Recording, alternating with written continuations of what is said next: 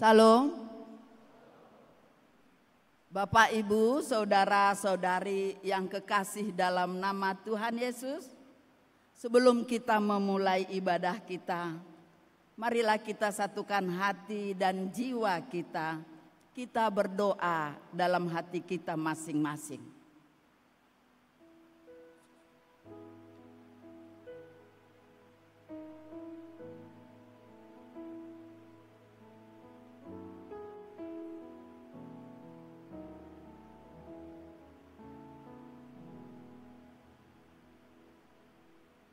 Amin.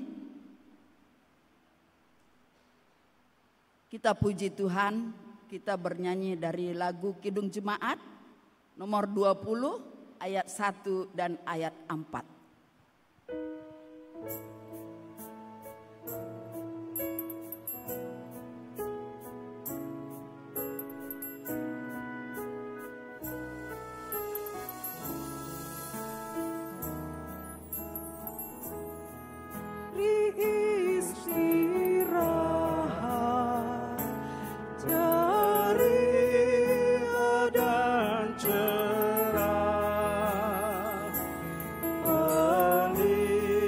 Pura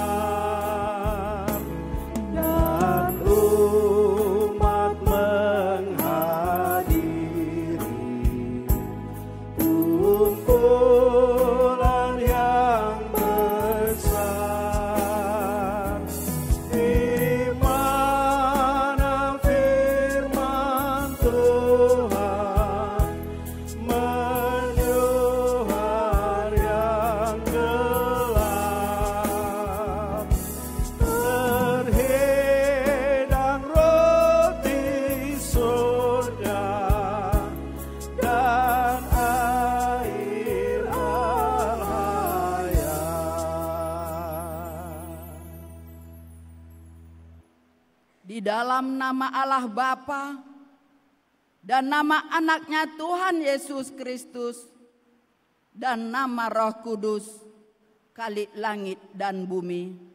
Amin. Permulaan hikmat adalah takut akan Tuhan. Semua orang yang melakukannya berakal budi yang baik. Puji-pujian kepadanya tetap untuk selamanya. Haleluya. Haleluya. Haleluya.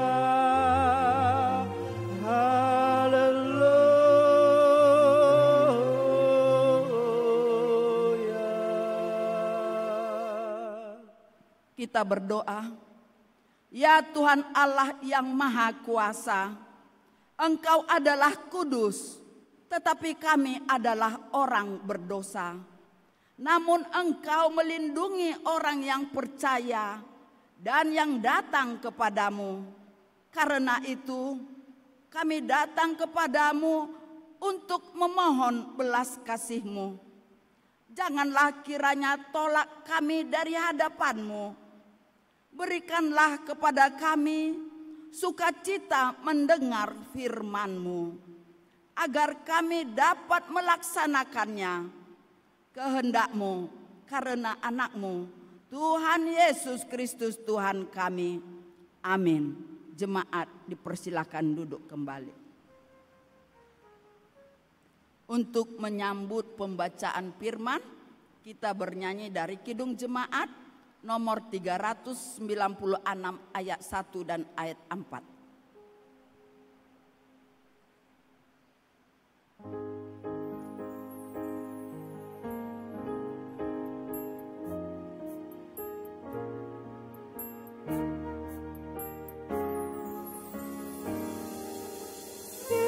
Yesus segala-galanya, mentari hidupku, sehari-hari Dialah penopang yang teguh. Bila ku susah berkesah, aku pergi kepadanya. Sandaranku, penghiburku, sobatku. Yesus segala-galanya, temanku terdekat. Padanya aku berserah sekarang dan tetap. Hidupku indah mulia, bersamanya bahagia. Hidup kekal karena kenal sobatku.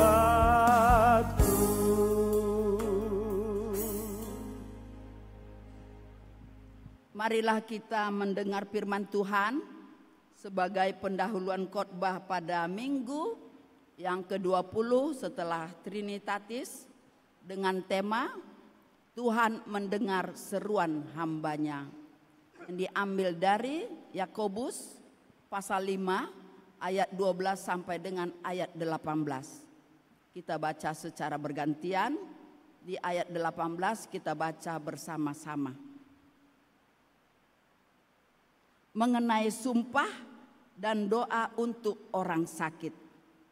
Tetapi yang terutama, saudara-saudara, janganlah kamu bersumpah demi surga maupun demi bumi, atau demi sesuatu yang lain. Jika ya, hendaklah kamu katakan ya.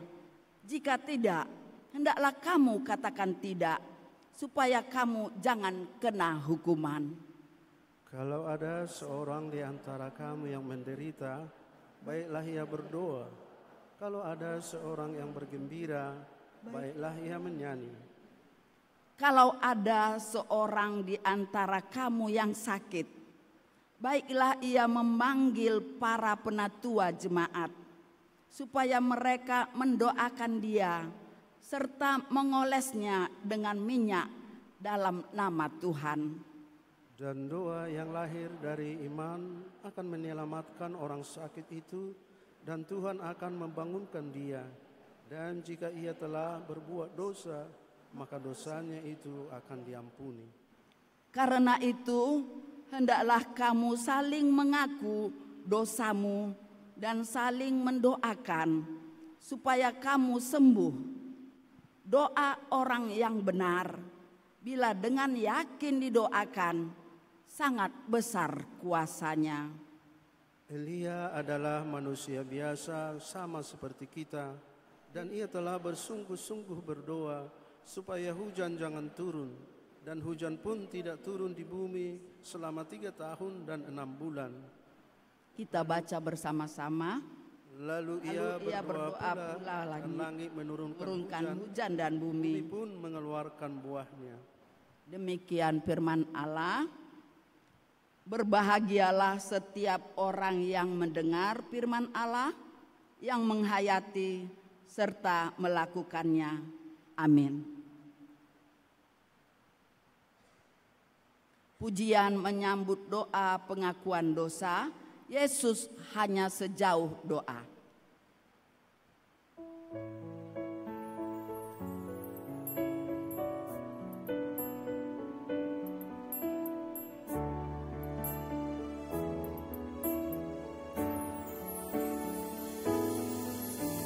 Bila kau rasa gelisah di hatimu, bila kelam kabut tak menentu hidupmu, ingat masih ada seorang penolong bagimu. Yesus tak pernah jauh darimu. Bila cobaan menggodai hatimu, bila sengsara menimpa keadaanmu, ingat Yesus takkan pernah jauh darimu. Dia selalu pedulikan kamu. Berseru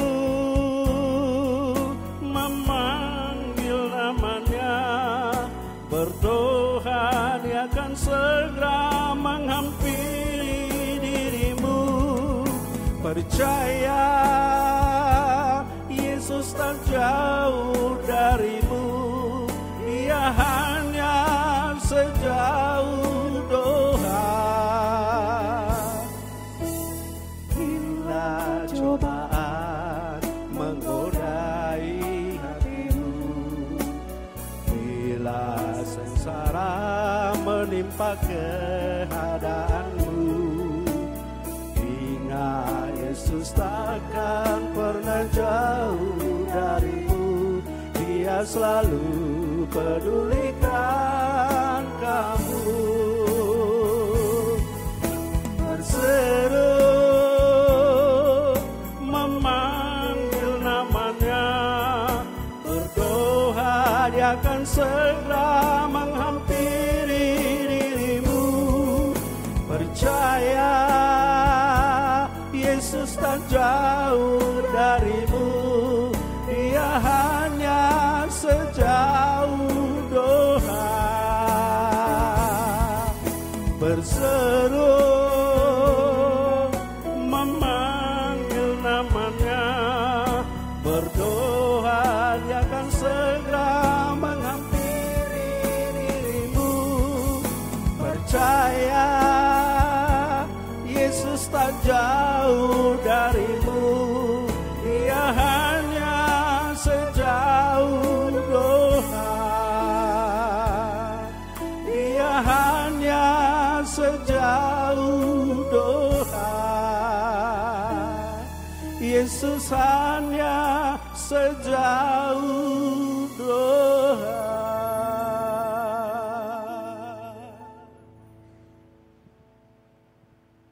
Saudara yang dikasihi Tuhan Yesus, dalam perjalanan hidup kita sepanjang minggu yang lalu, tentu kita tidak luput dari berbagai kesalahan dan dosa yang kita sengaja maupun tidak sengaja terhadap saudara-saudara kita maupun di tengah keluarga yang telah menyinggung perasaan dan melukai hati mereka, terlebih kepada Tuhan. Karena itu dengan segala kerendahan hati, marilah kita mengaku dan menyesali segala dosa dan kesalahan kita di hadapan Tuhan. Marilah kita memasuki saat teduh untuk berdoa di dalam hati kita masing-masing.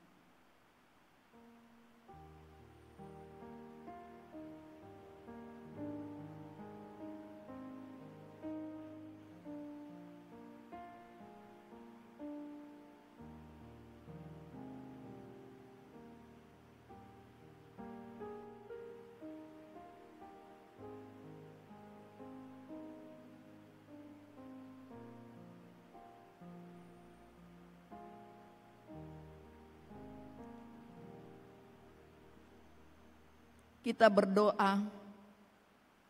Bapa kami yang di surga yang maha kuasa dan pengasih, Engkau tidak berkenan melihat kematian orang fasik, tetapi Engkau berkenan kepada pertobatannya agar ia hidup.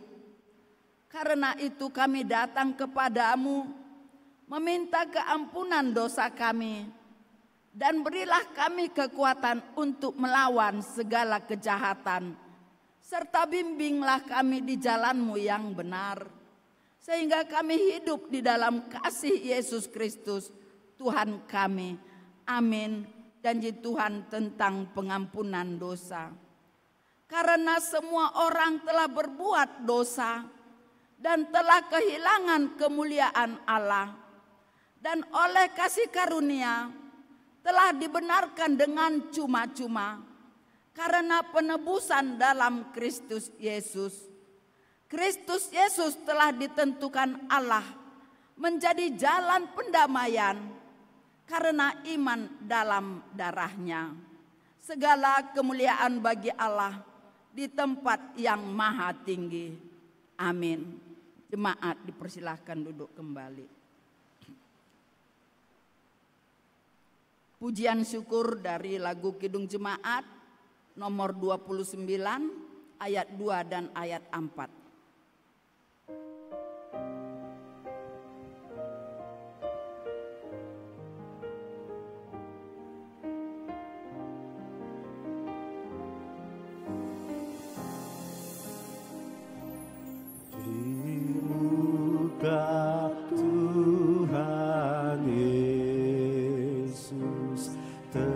Tersyukur karena dosaku,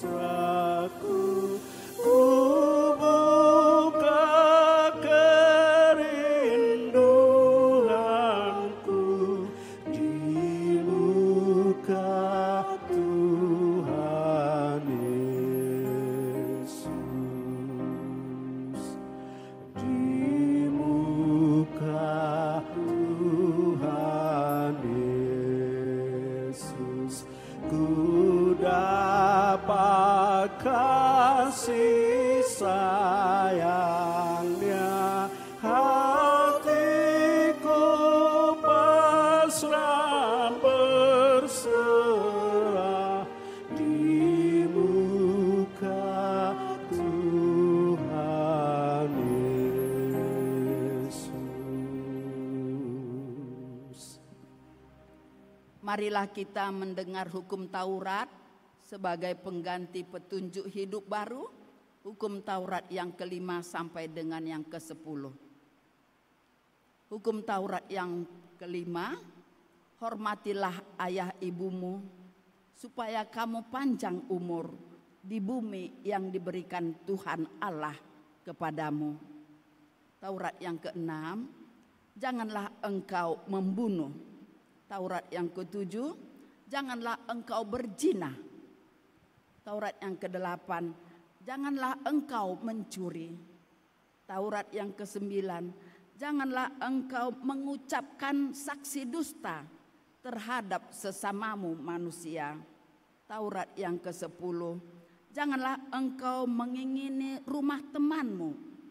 Jangan mengingini istrinya, atau hambanya laki-laki, atau hambanya perempuan, atau lembunya, atau kedelainya, atau apapun yang dimiliki temanmu. Demikianlah hukum Taurat. Marilah kita sama-sama memohon kekuatan daripada Tuhan. Ya Allah Bapa kami, berilah kami kekuatan untuk melakukan yang sesuai dengan hukum-Mu. Amin. Pujian syukur pelengkap Kidung Jemaat nomor 264 ayat 2 dan ayat 3.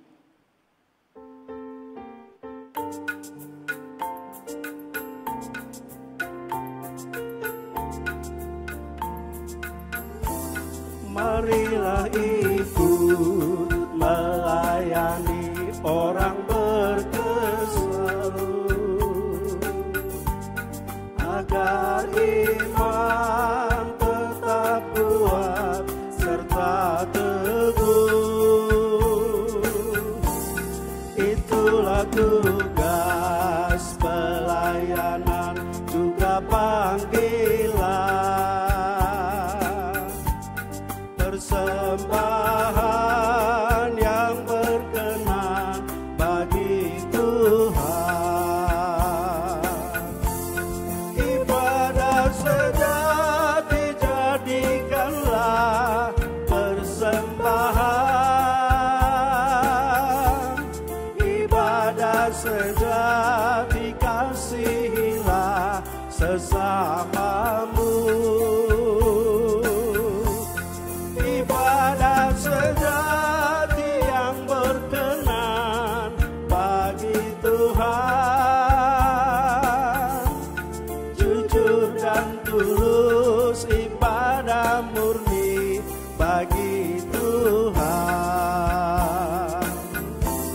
Berbahagia orang yang hidup beribadah,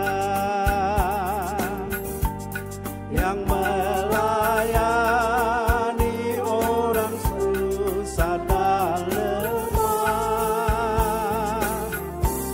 dan penuh kasih menolong orang yang terbeban.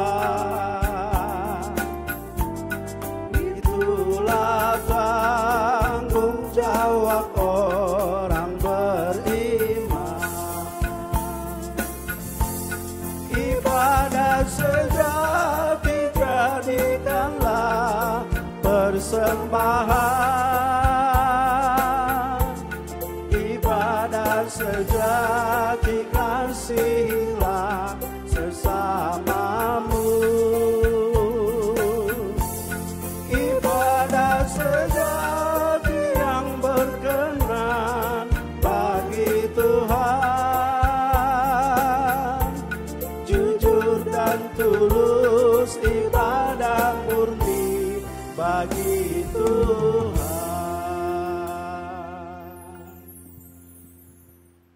Marilah kita bersaksi mengikrarkan pengakuan iman kita bersama jemaat pada segala abad di seluruh dunia ini. Kita ucapkan bersama-sama, aku percaya kepada Allah Bapa yang Maha Kuasa, Khalik langit dan bumi.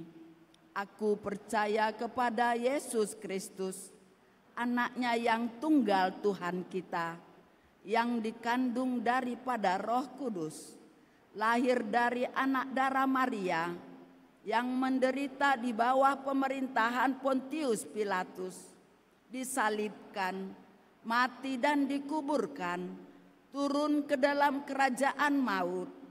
Pada hari yang ketiga, bangkit pula dari antara orang mati, naik ke surga, duduk di sebelah kanan Allah Bapa yang Maha Kuasa, untuk menghakimi orang yang hidup dan yang mati. Aku percaya kepada Roh Kudus, gereja yang kudus dan am, persekutuan orang kudus, pengampunan dosa, kebangkitan daging, dan hidup yang kekal. Amin. Jemaat dipersilahkan duduk kembali. Persiapan untuk menyambut sabda Tuhan, kita bernyanyi dari pelengkap Kidung Jemaat nomor 15 ayat 1.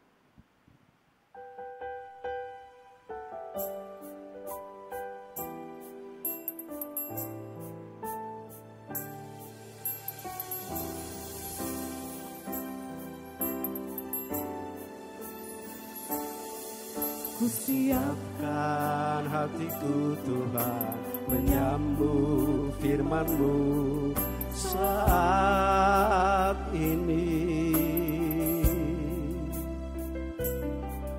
Aku sujud menyembah Engkau dalam hadirat-Mu saat ini. Curahkanlah pengurapan-Mu kepada umat-Mu saat ini. Ku siapkan hatiku Tuhan mendengar firman-Mu.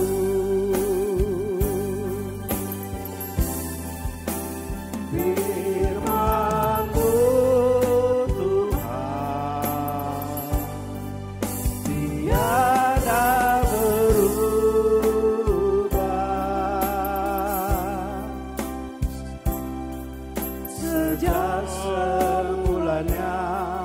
dan selama-lamanya tiada berubah.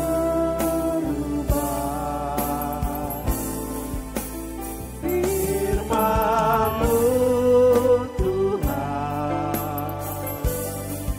penolong hidupku. Ku siapkan hatiku Tuhan menyambut firman-Mu.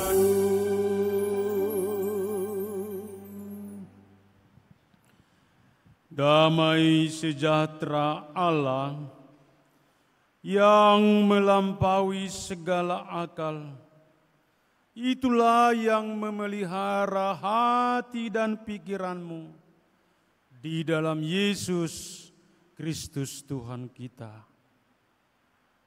Amin. Shalom. Bapak, Ibu, dan saudara-saudari yang terkasih di dalam Tuhan Yesus Kristus, di pagi hari ini kita akan mendengarkan firman Tuhan yang diambil dari Nehemia pasal 1, dimulai dari ayat yang pertama sampai ayat yang ke-11.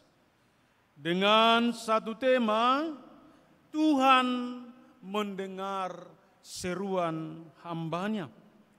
Tuhan mendengar seruan hamba-Nya.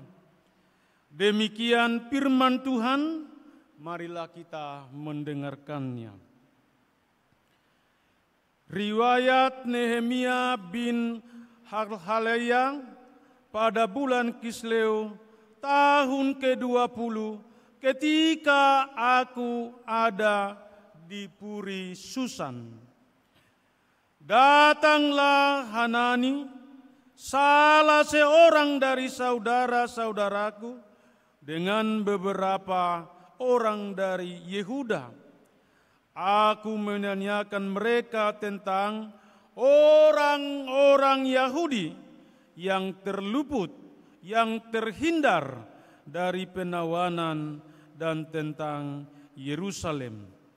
Kata mereka kepadaku, orang-orang yang masih tinggal di daerah sana yang terhindar dari penawanan ada dalam kesukaran besar dan dalam keadaan tercela.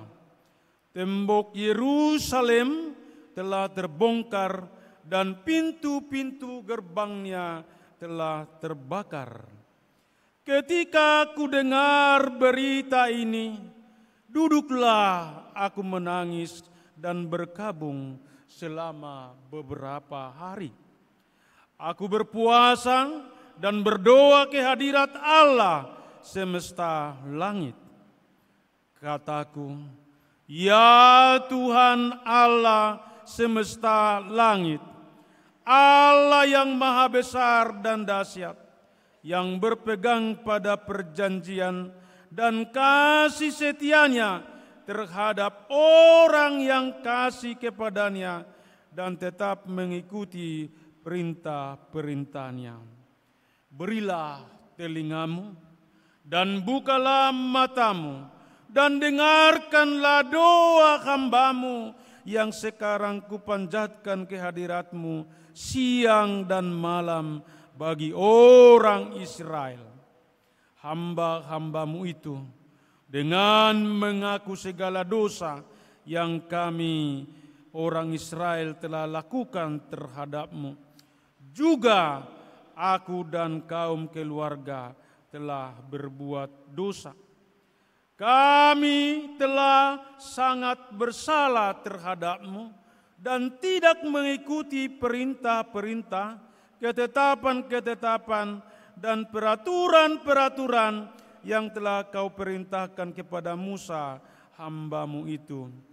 Ingatlah akan firman yang Kau pesan kepada Musa, hamba-Mu itu, yakni bila kamu berubah setia, kamu akan kucerai-beraikan di antara bangsa-bangsa.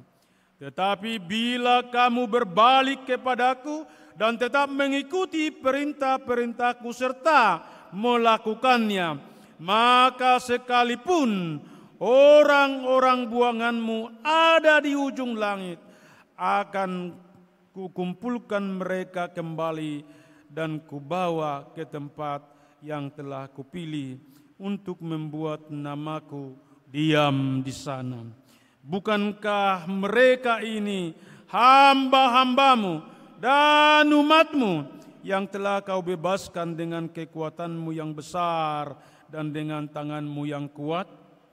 Ya Tuhan, berilah telinga kepada doa hamba-Mu ini dan kepada doa hamba-hamba-Mu yang rela takut akan nama-Mu.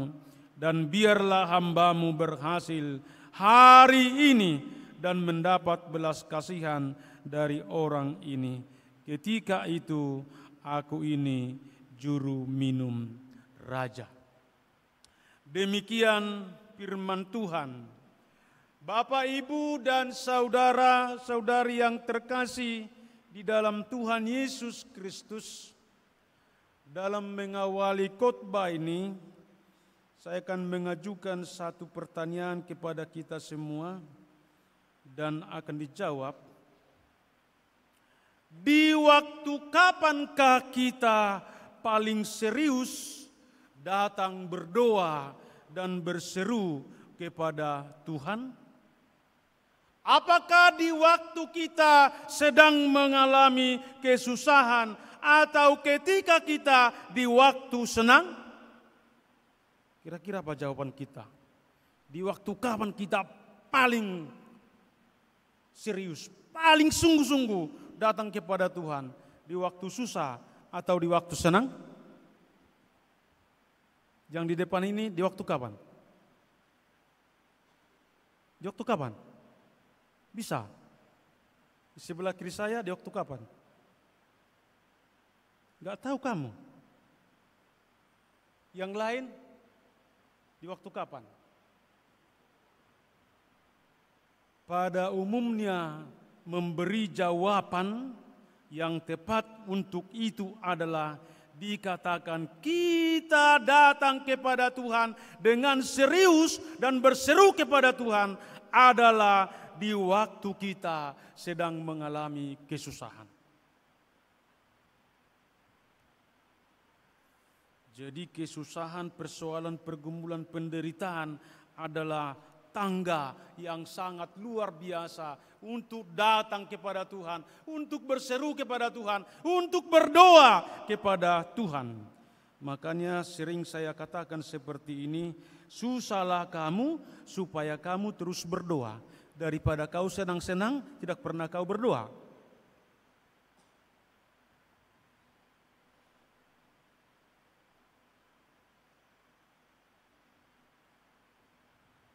Ingat bahwa kesusahan, pergumulan, penderitaan sering menjadi tombol yang paling kuat untuk menyadarkan kita, untuk mendorong kita supaya datang berseru dan berdoa kepada Tuhan.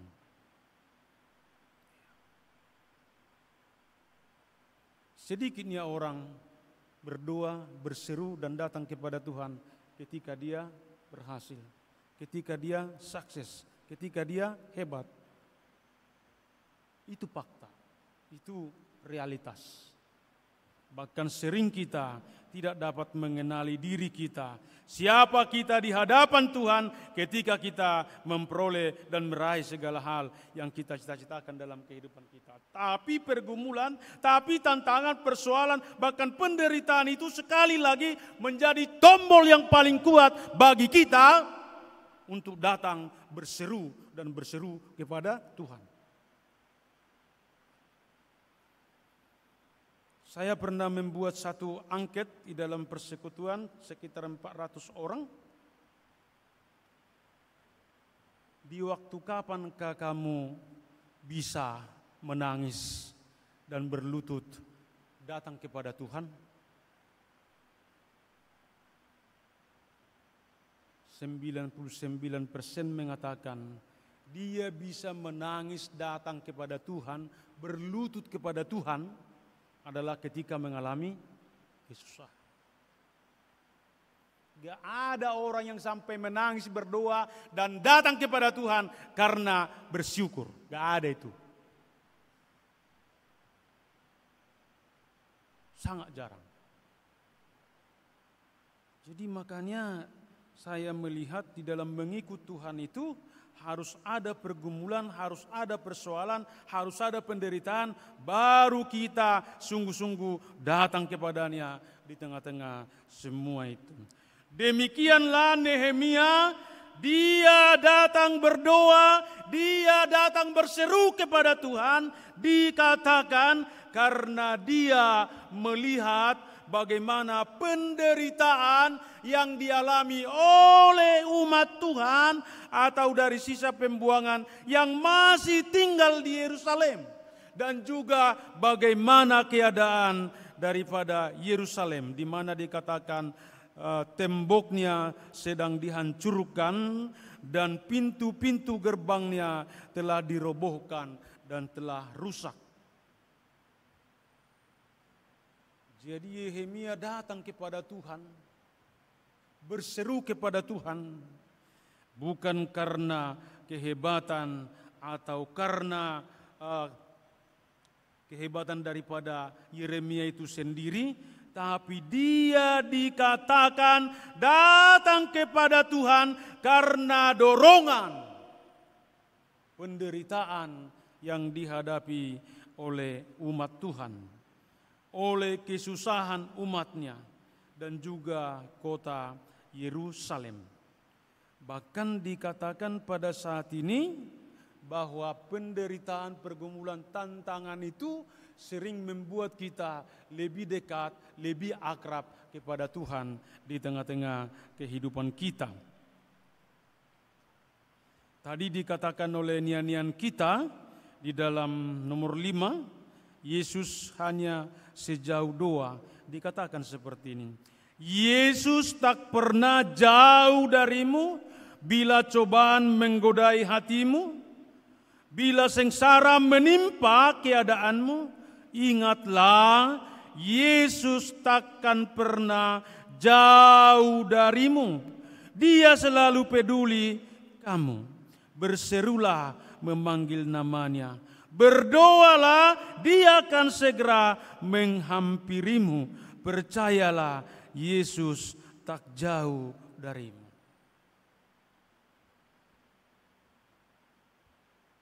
Terlihat ya, bagaimana pergumulan itu, tantangan itu, persoalan itu membawakan kita semakin dekat, semakin akrab, bahkan semakin bersekutu dengan Tuhan di dalam Yesus Kristus. Sekarang coba renungkan apa yang menjadi pergumulanmu, apa yang menjadi kesusahanmu, apa yang menjadi penderitaanmu. Dalam hal ini dikatakan, jadikan itu menjadi tangga yang spesial untuk dapat dekat, akrab, bersekutu, berseru dan berdoa kepada Tuhan. Tapi biarpun demikian indahnya pergumulan penderitaan itu, tapi saya mau mengajak kita jangan coba-coba mencari penderitaan. Tapi ketika datang, wah, jadikan itu menjadi kesempatan dan peluang yang luar biasa untuk dapat dekat, berseru bersama, bersekutu dengan Tuhan. Dan dikatakan tadi, Yesus tak pernah jauh darimu. Dia senantiasa bersama dengan kita. Dia senantiasa menyertai kita. Demikianlah Nehemia pada saat ini. Bapak, Ibu, saudara-saudara yang terkasih dalam nama Yesus Kristus, dikatakan dia memiliki hati yang peka, hati yang tanggap, hati yang peduli terhadap pergumulan daripada umat Tuhan. Pergumulan daripada kota Yerusalem yang sedang roboh temboknya, dan dikatakan pintu gerbangnya pun telah dibakar dan hancur. Padahal sebenarnya kalau kita melihat di sini, Nehemia tidak perlu dan tidak usah menanggapi itu. Mengapa? Karena dia hidupnya sedang berada di zona nyaman. Biarpun dia di pembuangan, tapi dikatakan dia memiliki satu posisi yang baik sebagai juru minum Raja Artasasta di Persia pada saat itu. Jadi secara ekonomi dia oke, status oke, jabatan oke, harga diri oke. Tapi ketika dikatakan bahwa orang-orang Israel yang masih tinggal di Yerusalem dan kota Yerusalem sedang diporak-porandakan, dikatakan ketika ia mendengar itu, maka dikatakan oleh Nehemia dan disaksikan dia, maka duduklah aku dan berdoa, berkabung, menangis sampai beberapa hari. Bahkan dikatakan, aku berpuasa dan berdoa kehadirat Allah semesta alam.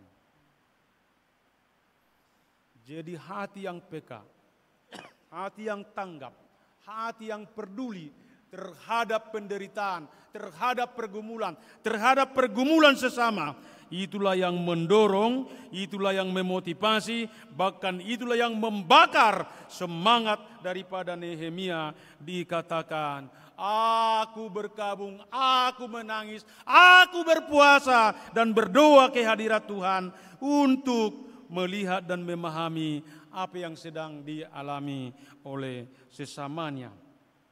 Padahal di zaman ini, kalau kita jujur, salah satu hal yang paling sulit kita lakukan dan kita kerjakan di dalam kehidupan ini adalah kepekaan kita melihat segala masalah, pergumulan, penderitaan yang terjadi di dalam diri kita dan juga di sekitar kita, bahkan di dalam kehidupan kita secara umum. Kayaknya begitu cuek ya. Ya, siapa lu, siapa gue. Itulah fakta. Bahkan sedangkan keluarga, suami istri, yang sudah dijadikan dari dasar saling mencintai, saling mengasihi. Tapi ketika sudah jadi, banyak kita temukan di situ di dalam pelayanan yang kita lakukan, maka kepedulian, kepekaan sudah sering absen terhadap pasangannya. Banyak sekarang keluarga yang repot-repot. Padahal di waktu pacaran, kalau tidak jumpa sekali sejam, repot itu. Kalau tidak datang WA-nya, wah repot itu. Bisa marah-marah, bisa nangis ya. Tapi ketika udah jadi, wah, kepekaannya sering tumpul. Tidak berfungsi, tidak apa. Tapi pada saat ini, kita dikatakan, marilah kita dekat kepada Tuhan, marilah kita berseru kepada Tuhan, marilah kita berdoa kepada Tuhan di tengah-tengah pergumulan, persoalan dan penderitaan yang sedang menimpa kehidupan kita, bahkan sesama kita ataupun yang dekat dengan kita, bahkan yang jauh daripada kita. Pernahkah kamu gak berdoa kepada Tuhan ketika kita mendengarkan orang-orang percaya di luar sana ada yang diikat dan dibakar dan dijadikan menjadi obor?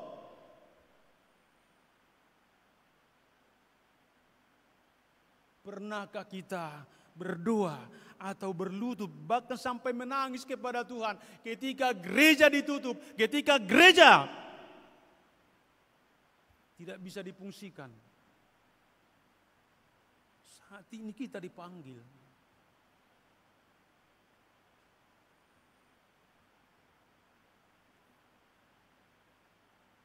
Kemudian kira-kira bagaimana cara supaya doa dan seruan kita kepada Tuhan terjawab? Karena dikatakan tema kita tadi bahwa Tuhan mendengar seruan hambanya. Tuhan mendengar seruan orang-orang percaya.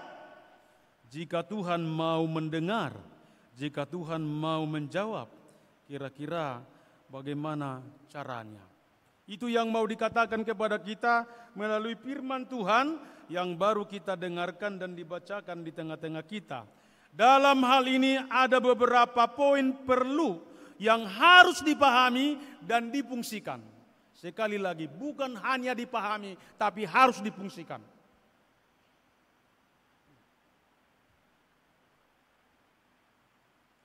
Yang pertama dikatakan, kita harus memiliki hati yang peka, hati yang tanggap terhadap segala situasi dan keadaan yang sedang terjadi pada saat ini.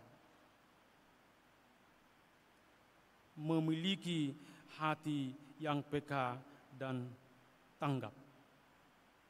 Saya pernah mengatakan seperti ini kepada mahasiswa. Ya. Sekiller apapun dosenmu, sehebat apapun dosenmu, atau setakang apapun dosenmu itu sama kamu, kamu pasti dapat menimba ilmu sebanyak-banyaknya dari dia, asal kamu mengawali bahwa kamu mencintai dia. Karena di mana ada cinta, di situ ada semangat, ada kekuatan, ada motivasi yang sangat luar biasa. Demikianlah dikatakan pada saat ini Nehemia, mengapa dia begitu tanggap, begitu peka, begitu peduli dengan umat Tuhan yang ada di Yerusalem. Jawabannya adalah karena dia begitu mencintai sesamanya.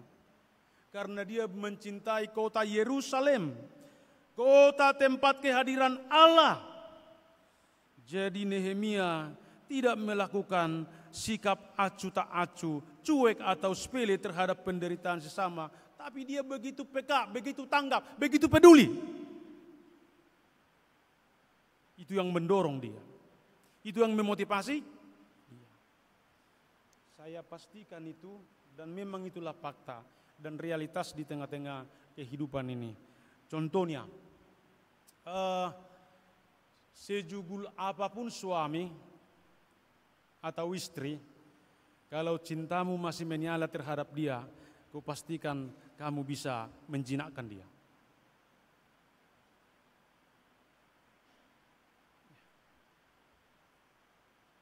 Yakinkanlah itu.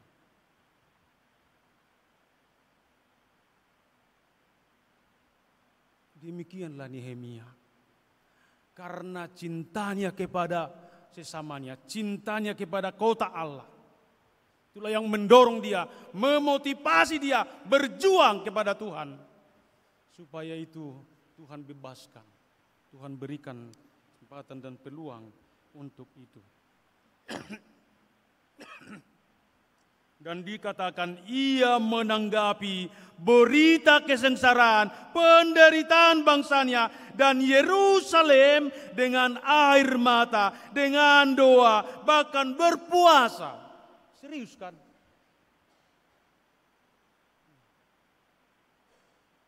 Jadi bukan hanya ngomong doang. Kira-kira siapa yang gagal mengatakan di dalam kehidupannya, dia apalagi waktu pacaran, I love you. Ada yang gagal? Enggak ada.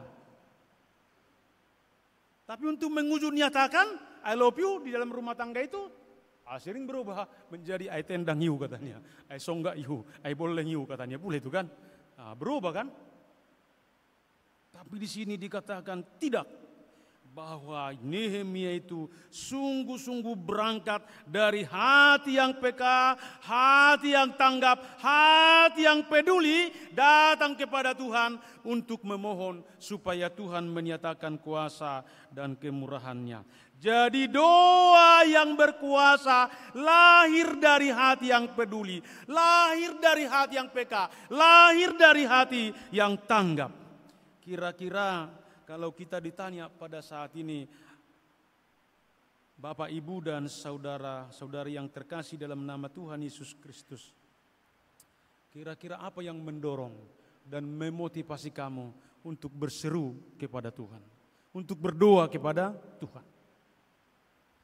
Jadi kalau tidak ada motivasi yang mendorong kita, dipastikan kehadiran kita tidak pernah memberi berkat, bahkan memberikan hal yang luar biasa di dalam Tuhan.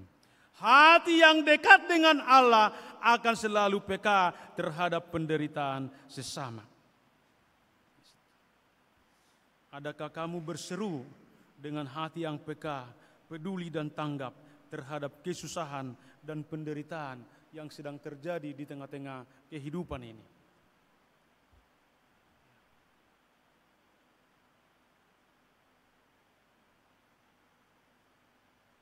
Dan hati yang tanggap, hati yang peduli, hati yang peka, saya yakinkan itu adalah salah satu solusi yang paling luar biasa untuk dapat meraih, bahkan menggapai dan menyelesaikan persoalan di tengah-tengah kehidupan ini.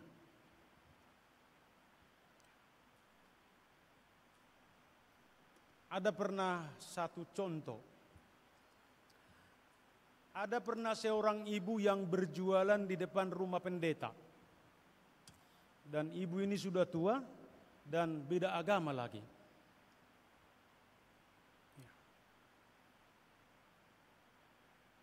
Ketika ibu ini berjualan dan jualannya enggak banyak. Mungkin kalau laku semua jualannya paling 20.000 pada saat itu. Udah hebat itu semua laku, 20.000.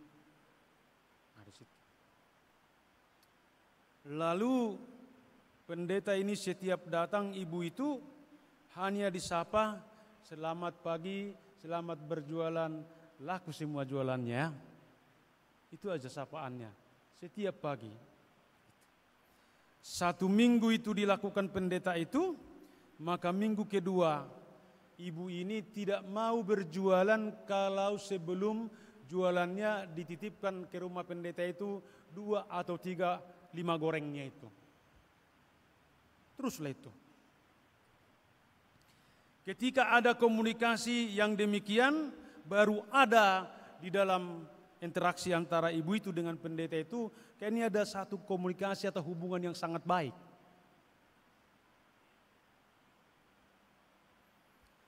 Lalu mengeluhlah ibu ini kepada istri pendeta itu.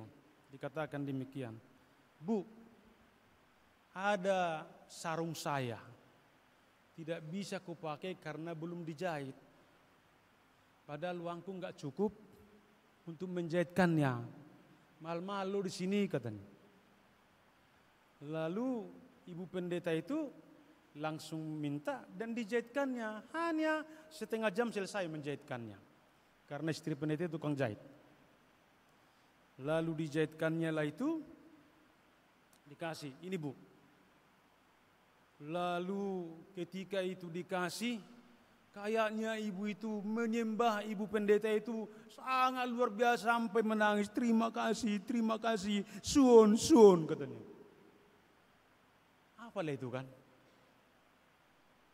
Tapi kepedulian itu begitu menyentuh satu dengan yang lain. Bukan soal besarnya. Tapi muncul di situ relasi yang baik. Lalu ketika keluarga pendeta ini dengan sang ibu ini begitu akrab setiap hari, setiap perjumpaannya, adalah satu lagi pergumulan ibu ini. Anaknya bisa kambuh-kambuh. Iya. Tobat, kumat. 1 minggu dia aman-aman, 1 minggu lagi bisa kumat. Nggak tahu kita kenapa itu. Lalu dikatakannya kepada pendeta itu seperti ini. Pak Pendeto, aku udah capek-capek loh memanggil pimpinan agamaku, nggak mempan. Gimana kalau Pak Pendeto dulu yang mendoakan? Bagi orang Jawa kan pendeta itu orang sakti. Itu di pemahaman dia. Jadi sang pendeta pun untuk melakukan takut loh. Kenapa takut? Beda agama kan? Gak mungkin macam-macam. Di daerah itu 2000 kakak, hanya 17 kakaknya Kristen. Jadi gak mungkin kita mencari persoalan kan? Tapi karena didorongnya, datanglah Pak Pendeta, katanya. Lalu datanglah pendeta ke rumahnya. Gak banyak-banyak yang dikatakan oleh pendeta itu. Hanya seperti yang dikatakan Nehemia tadi. Ya Tuhan, Engkau semesta alam yang menjadikan langit dan bumi. Ibu, saya mau berdoa untuk anak ibu, tapi ke Tuhan Yesus. Percayakah ibu sama Tuhan Yesus? Coba lihat, waktunya enggak panjang itu. Percayakah ibu? Percaya. Kita berdoa. Betul memang anaknya sembuh. Lalu dia semakin bersuka cita, semakin punya harapan yang sangat luar biasa. Anak saya sembuh karena pendeta itu. Enggak dikatakan Tuhan Yesus ya. Tapi yang mau saya katakan, jika kita memiliki relasi yang baik, hubungan yang baik terhadap sesama dan terhadap Tuhan, di situ akan terjadi mujizat. Itulah yang dikatakan oleh daripada Nehemia di sini. Dan yang kedua dikatakan kepada kita supaya kita dapat mengalami setiap seruan dan jawaban doa kita dari Allah di tengah-tengah kehidupan ini, dikatakan kepada kita harus melakukan dan memungsikan, yaitu mengakui kebesaran Allah. Mengakui kebesaran Allah.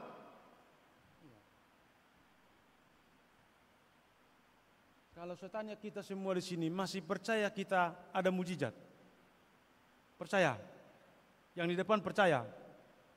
Yang di sini percaya? Kalau kamu tidak percaya ada mujizat, enggak perlu kamu datang lagi ke gereja ini.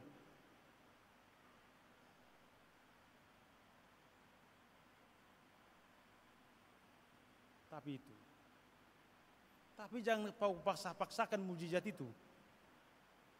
Mujizat itu terjadi karena persekutuan kita, karena kebersamaan kita dengan Tuhan di dalam Yesus Kristus. Makanya dikatakan oleh Nehemia, ya Tuhan, Allah semesta langit, Allah yang maha besar dan maha dahsyat.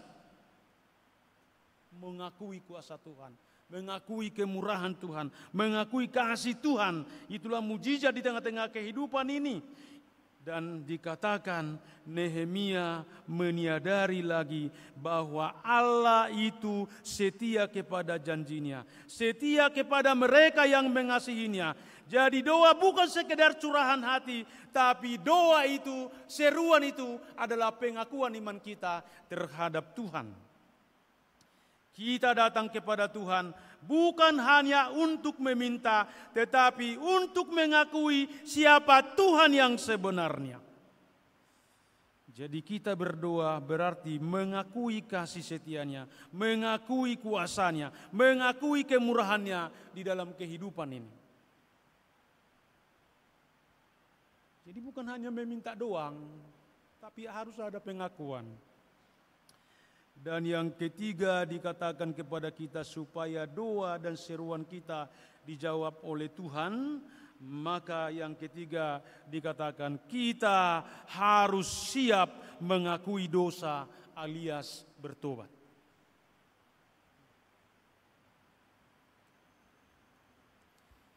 Dikatakan bahwa Nehemia tidak menyalahkan orang lain atas kehancuran bangsanya, atas kehancuran kota Yerusalem. Hanya dia berkata, kami telah berbuat dosa terhadap Engkau. Aku dan keluargaku telah berbuat dosa kepada Tuhan.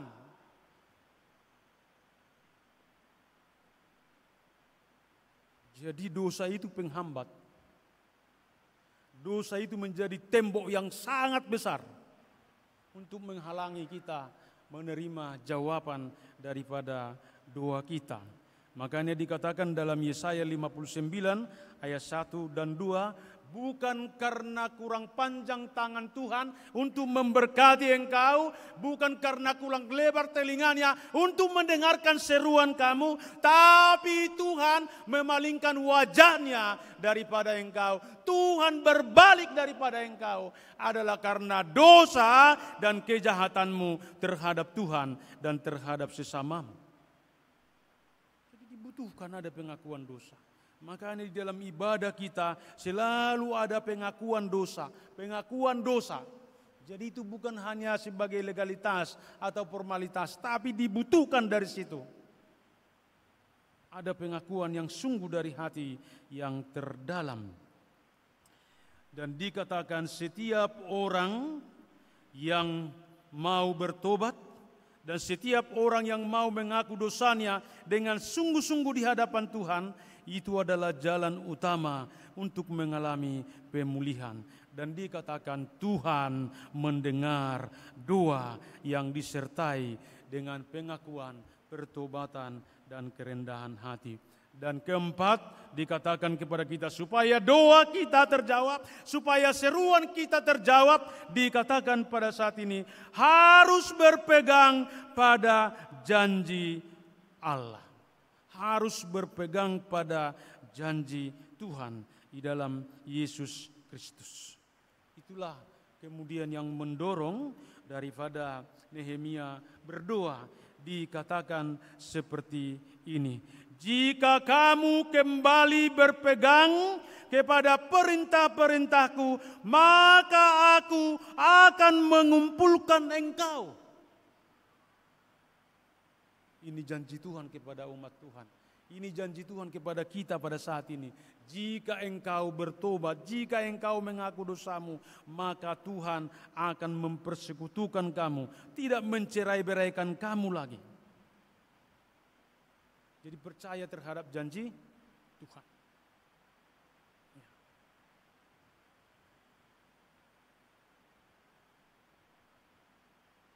Makanya dikatakan dalam Yohanes 15 ayat 7 dikatakan, jika kamu tinggal di dalam aku dan firmanku tinggal di dalam kamu, yakinlah apa yang kau minta akan diberikan Tuhan kepadamu. Itulah hebatnya janji Tuhan itu di dalam kehidupan orang-orang percaya. Buktikan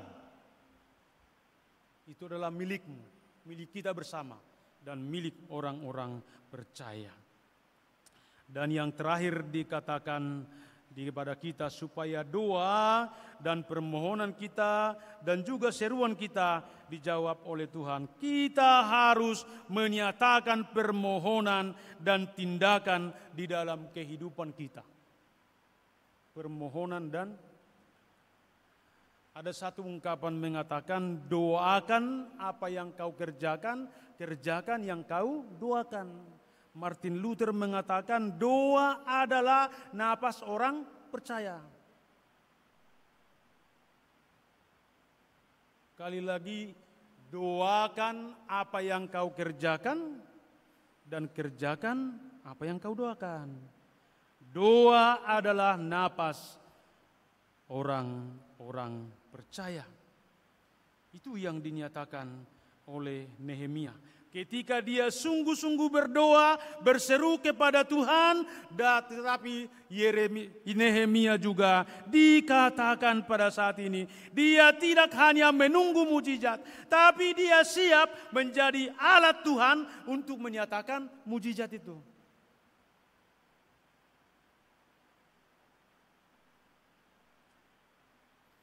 Doa yang sejati akan menuntun kita kepada tindakan iman. Ketika Tuhan mendengar, Ia mengutus kita menjadi bagian dari jawaban itu di tengah-tengah kehidupan ini.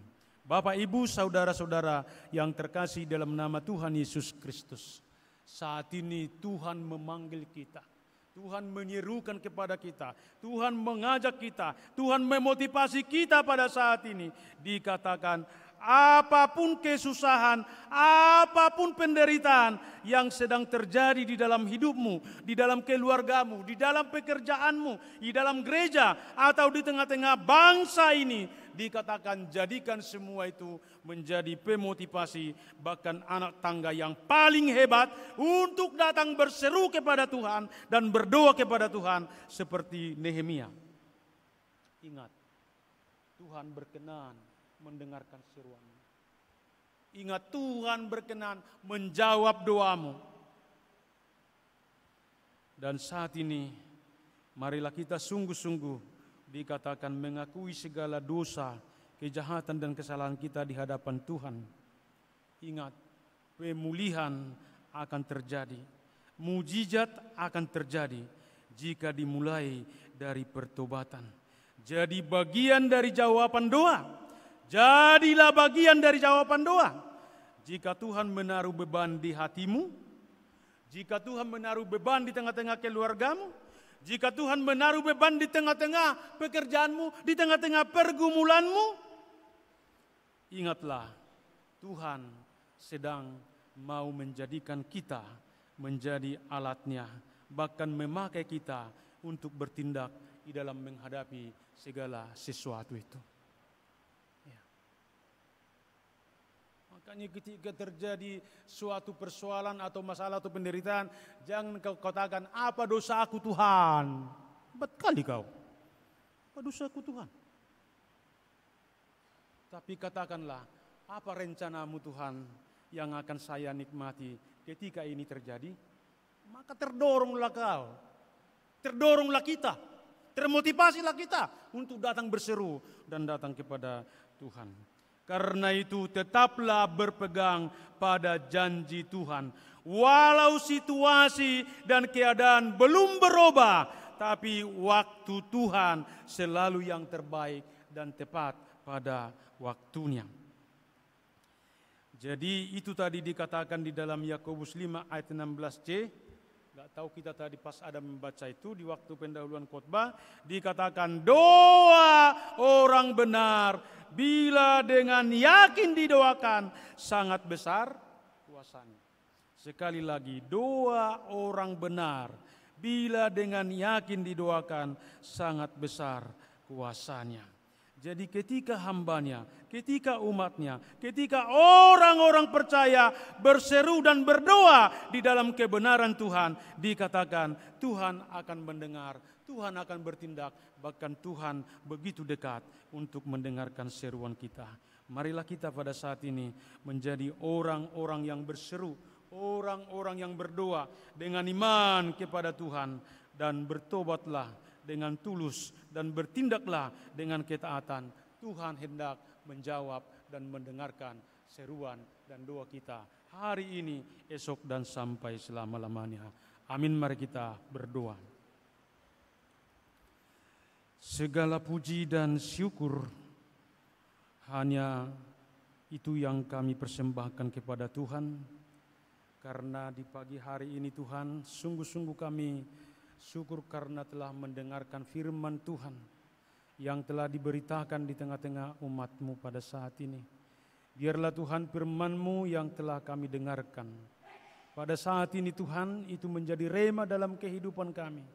Sehingga kami Tuhan mulai saat ini, esok dan selamanya Tuhan, menjadi pribadi-pribadi yang sungguh-sungguh datang berseru, datang berdoa, dan datang kepada Tuhan di tengah-tengah kehidupan ini. Biarpun kami Tuhan banyak menghadapi tantangan, pergumulan, persoalan, bahkan penderitaan pun di tengah-tengah kehidupan yang terjadi di tengah-tengah keluarga, terjadi di tengah-tengah pekerjaan, terjadi di tengah-tengah relasi kehidupan seharian di tengah-tengah kehidupan ini. Tapi pada saat ini Tuhan berkata, Tuhan memanggil, Tuhan mengajak dan memotivasi kami pada saat ini. Biarlah kami Tuhan menjadikan itu semua menjadi anak tangga yang sangat luar biasa untuk kami datang berseru dan datang kepada Tuhan, memuji mengagungkan Tuhan. Terima kasih Tuhan, biarlah pada saat ini Engkau berkati semua umat-Mu Tuhan. Engkau pimpin kami Tuhan, supaya kami senantiasa hidup di dalam kasih dan kemurahan Tuhan. Terpujilah Engkau Tuhan, di dalam Yesus Kristus kami berdoa. Amin. Kita bernyanyi.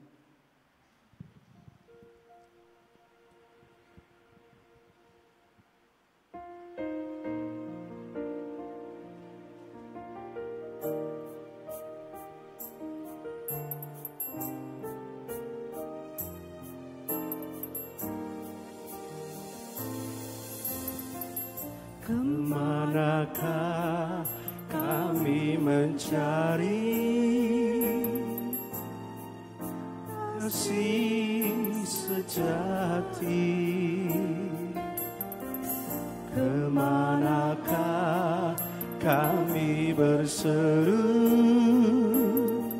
saat badai datang menderu?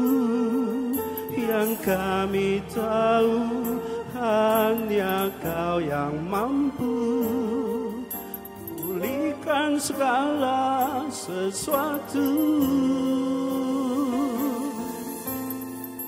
Kemanakah kami mencari kasih sejati? Kemanakah kami berseru saat badai datang menderu? Yang kami tahu hanya Kau yang mampu pulihkan segala sesuatu. Kami perlukan keajaiban-Mu, kami butuhkan sentuhan tangan-Mu. Kami tak dapat jalan sendiri, kami perlu Kau Tuhan. Kemanakah kami mencari kasih sejati? Kemanakah kami berseru saat badai datang menderu? Yang kami tahu hanya Kau yang mampu memulihkan segala sesuatu. Kami perlukan keajaiban-Mu,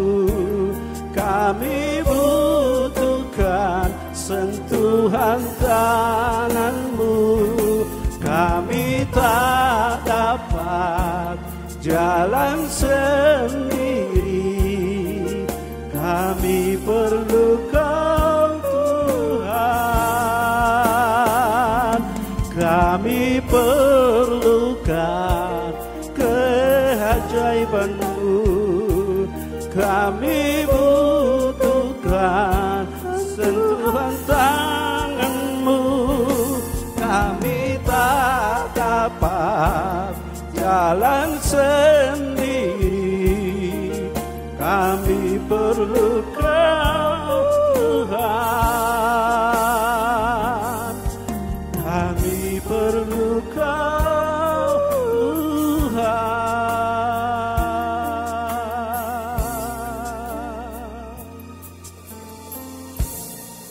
Galatia 6 ayat 9, itulah firman Tuhan yang menjadi dasar iman kita, memberi persembahan yang terbaik kepada Tuhan. Demikian firman Tuhan, janganlah kita jemu-jemu berbuat baik, karena apabila sudah datang waktunya, kita akan menuai jika kita tidak menjadi lemah. Demikian firman Tuhan, kita beri persembahan kita dengan sukacita.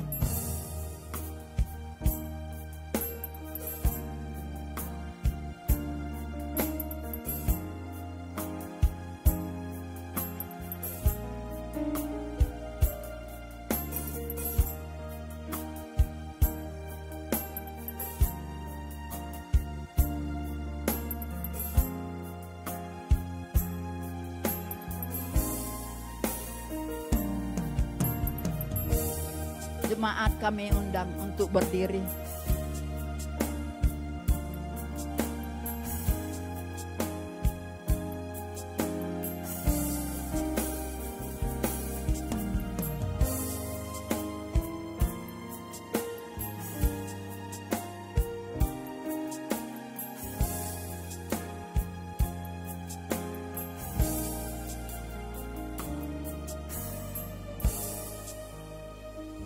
Marilah kita berdoa.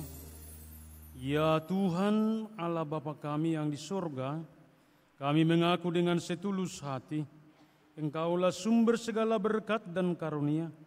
Di sini kami memberikan persembahan syukur kami kepadamu. Terimalah persembahan umat-Mu dan berkatilah, jadikanlah hidup kami menjadi persembahan yang berkenan kepadamu. Dan pakailah hidup kami untuk turut menghadirkan tanda-tanda kerajaan-Mu di seluruh dunia ini. Kasih, keadilan, damai sejahtera, dan sukacita. Bukalah hati kami oleh Roh Kudus-Mu, agar kami senantiasa mengucap syukur kepadamu di dalam Yesus Kristus Tuhan kami. Amin. Ku beri persembahan pada Tuhanku sambil puji Yesus Juru Selamatku, dengan sukaria ku beri padamu dan merasa kaya dalam Tuhanku. Bapa kami yang di sorga, dikuduskanlah nama-Mu, datanglah kerajaan-Mu, jadilah kehendak-Mu di bumi seperti di sorga. Berikanlah kami pada hari ini makanan kami yang secukupnya, dan ampunilah kami akan kesalahan kami, seperti kami juga mengampuni orang yang bersalah kepada kami. Dan janganlah membawa kami ke dalam pencobaan, tetapi lepaskanlah kami dari yang jahat. Karena Kau yang punya kerajaan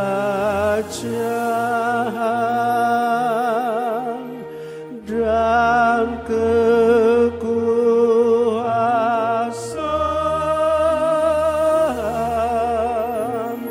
dan kemuliaan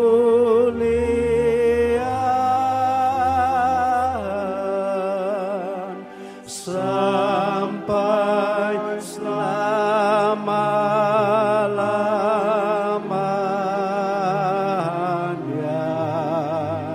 Amin.